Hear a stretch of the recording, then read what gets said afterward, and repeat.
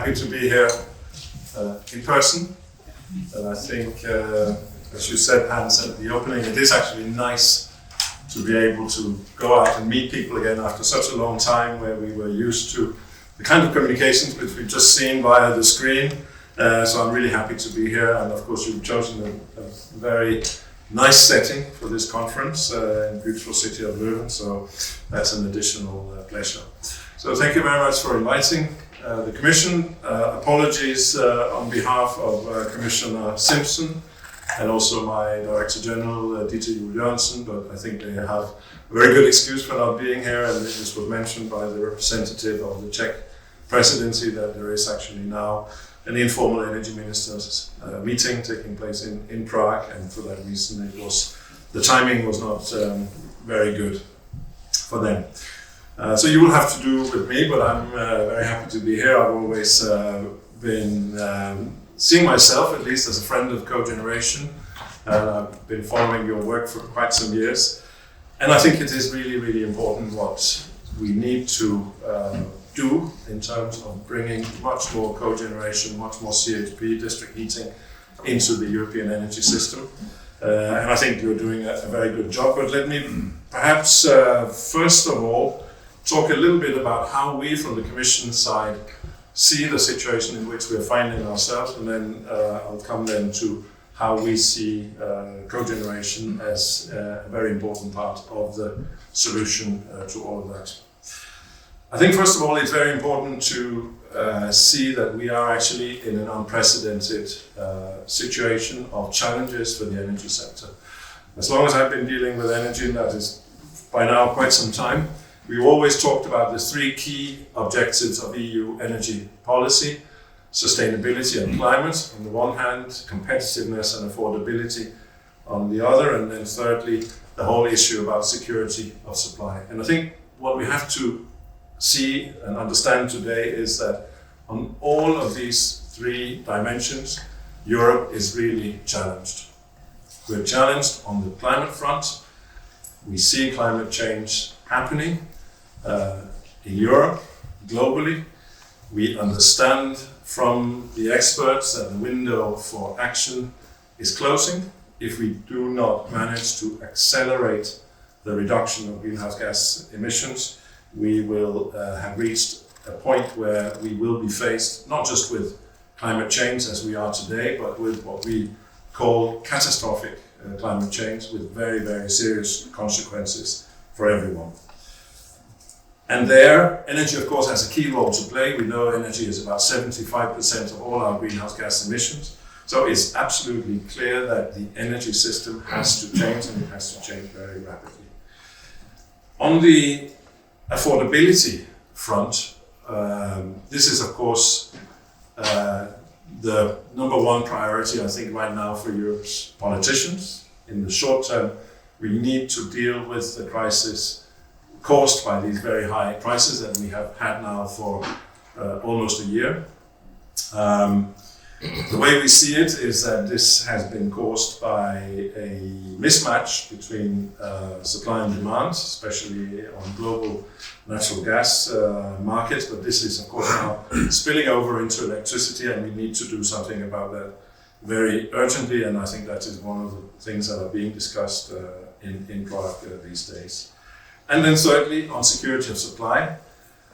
In fact, I think for the first time in my memory at least, we're looking into a winter where we have to realize that we cannot take our energy security for granted.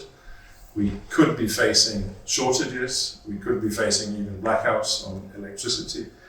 And that is of course something that calls a lot on European solidarity. It calls also on preventive action, and I think many of the things that have been mentioned by the two previous speakers, with the different things that have been already adopted by the Council in terms of emergency measures, save gas for a safe winter, and the emergency measures on electricity adopted just a few days ago, are actually aiming at preventing that kind of situation from happening.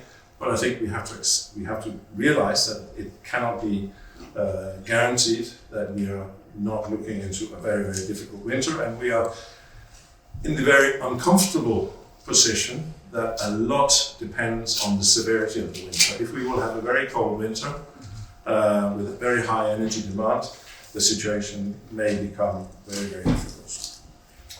So on all of these three fronts, we are really challenged. If we start now by the climate issues, the Green Deal, that was one of the very first elements that came on the table from this commission led by Ursula von der Leyen, was the Green Deal, as you know.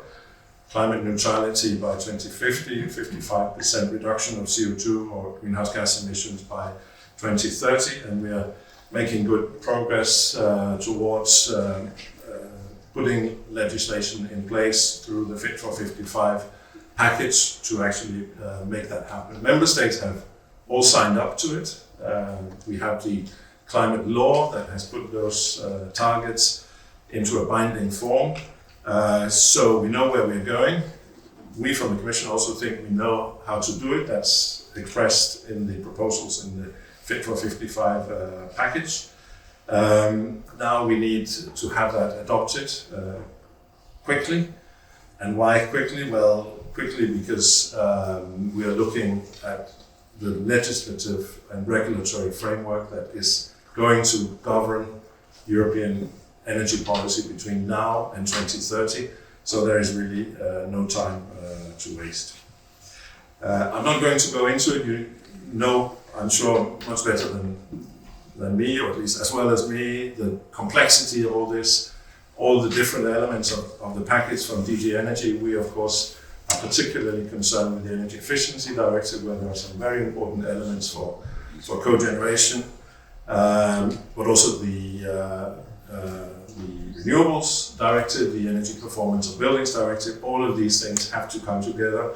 And of course, they will work in harmony with things like the extended ETS, the new effort sharing, and so on and so forth, to make a whole that can hopefully manage to deliver these important objectives. And that's why the package is also called Delivering on the Green Deal and not just Fit for 55. I think though we have to see as well that all of these proposals were of course put forward by the Commission before Mr. Putin decided to invade Ukraine. And because of the many implications of this atrocious war, the Commission in May has come forward with additional elements to deal with that situation. And that is especially the Repower EU plan that came in May of this year, which aims at accelerating the phasing out of Russian gas imports and overall the reliance of fossil fuels, in particular, of course, fossil fuels originating in Russia. That package actually builds on the Fit for 55 package, but it goes further, and it aims really to, shall we say, fast forward the EU's green transition, because it's very clear that these triple challenges that we're facing will all be helped when we make progress on the energy transition as such. Repower EU in particular aims to boost energy efficiency and energy savings through, for example, behavioral changes. We believe, together reduce our energy consumption quite significantly through a number of behavioral changes. We think that we can aim at a higher target for energy efficiency, so higher than the 9%. We're suggesting 13% as part of Repower. And in that package, we have a description of a number of not only short-term behavioral changes that could cut gas demand by something like 5%, almost imminently, certainly still this year, but also in the medium to long term, where we could see some structural changes, and all of that is part of that package. It also aims to try and persuade member states to launch energy saving campaigns, and we see that happening now in a number of member states, and we're also from the Commission side starting to see again what we can do in terms of doing that at the European level. So that's the first thing of Repower EU. Second thing is to diversify gas supplies, because this is essentially a crisis on gas. And that, I think, we have done through following up on the mandate that was given by the European Council in March of this year to set up some kind of system whereby we could start moving towards voluntary common purchases of gas. So we've set up an EU energy platform to do exactly that, not only for gas, but also for through pipelines, but also LNG and hydrogen. And the idea is that we get in touch with international suppliers to see what they can do in terms of helping us there. It could also coordinate making the best use of existing infrastructure, which is really important in this situation. And the platform is progressing as we speak. We've now set up 5 regional groups of member states that are already these groups are already set up, and there are agreements with a number of international suppliers. For example, the US, Egypt, and Israel, Azerbaijan, Norway, and others that we would like to talk to as well. And very importantly, the third element of Repower EU has to do with accelerating the rollout of renewables, especially solar, wind, but also hydrogen through electrolysis in particular, because we want green hydrogen. That's why in Repower EU we increased the target from 40 to 45% as the share of renewables in our energy mix by 2030. And a very important element of that package is to improve the permit granting procedures, make them much faster and much more expedient in terms of rolling out renewable projects, because that, with almost everyone we talk these days, when we ask them what you see as the main problems in the renewable sector, this is it. This is the fact that it takes so long to get the necessary permits. So all of that is in that plan, and a lot of it is now being negotiated as part of Fit for 55. In addition, we had, as I mentioned, the Save Gas for a Safe Winter package, where member states very quickly agreed to reduce gas use by 15% until the 31st of March next year. And that also contains a so-called EU alert system, which could make that demand reduction mandatory. Now, if we're looking at the role of cogeneration in dealing with all of that, I think first of all we need to understand that today natural gas is one of the most, if not the most important fuel in cogeneration in the EU.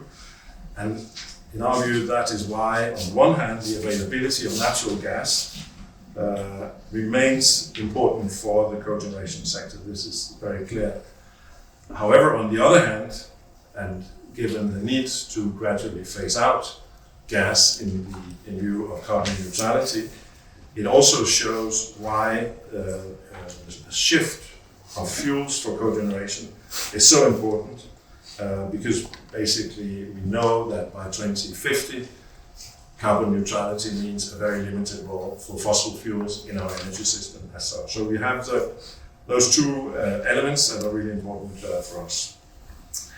However, we do see, because of the flexibility in terms of the fuels that are used in cogeneration, but also in CFP and district heating, that these technologies are extremely well placed to play a key role in the energy transition away from fossil fuels. It offers a possibility to accelerate the decarbonization of the heating sector, which is lagging behind electricity for the moment, and to bring in, especially renewables, into heating in a very efficient way, without the need for a very large number of individual investment decisions by households and so on, but by moving in bigger chunks towards renewables in heating. And many types of renewables can play a role here, including sustainable biomass, obviously, but also solar thermal technologies and large-scale heat pumps.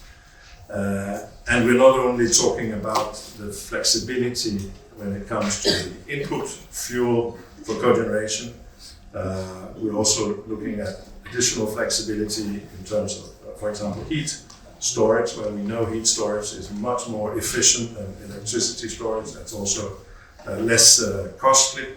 And we know that the future energy systems will require this type of flexibility in order to function. So there again, cogeneration and district heating offers some really important perspectives.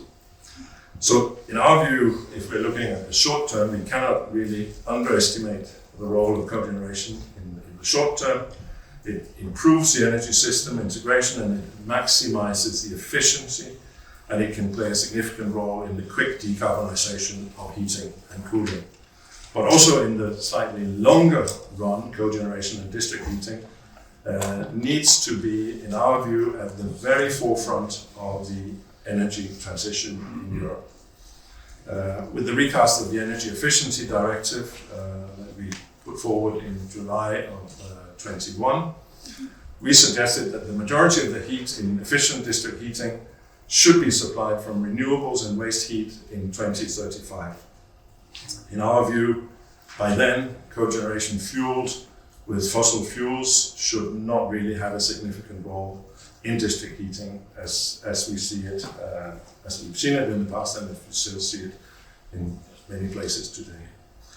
As we heard, the trilogues on the Energy Efficiency Directive have now been launched, also on other parts of the Fit for 55 package. The definition of high efficiency cogeneration and efficient district heating are part of that negotiation and among the key issues where we need to agree or find agreement between the Parliament and the Council. We, as always in the Commission, are pretty hopeful and optimistic that this can be done relatively quickly, not only for the Energy Efficiency Directive, but also for the Renewables Directive and the Energy Performance of Buildings Directive. And as I said, for us it is really important that this is not somehow blocked in the tracks, because we need that legislation to come on now. We need to create that stability and certainty so that the investments that are really needed in all of these areas can take place on the basis of a stable regulatory framework. So let me come to the conclusions. I think you will have seen that from what I've said that we see modern, renewable-based and efficient cogeneration in district heating and cooling as part of really the lasting solution to solving the multiple energy challenges that we are currently facing. We also believe that the current crisis is an opportunity for Europe to recognize the benefits of these technologies and to take, so to say, concrete steps to develop the vast potential which we've seen from numerous studies are out there and clearly identified. We also believe it's a very good opportunity for you as the industry to play your role in the green energy transition and to take up the challenge to switch away from fossil fuels, especially natural gas imported from Russia. So we are confident that the sector will live up to this challenge and will become a cornerstone of Europe's clean energy system. We feel that you've already played a very important role so far, but the potential is there to continue that and to do even more in the future. So thank you very much for listening to me, and I look forward to the discussion. Thank you.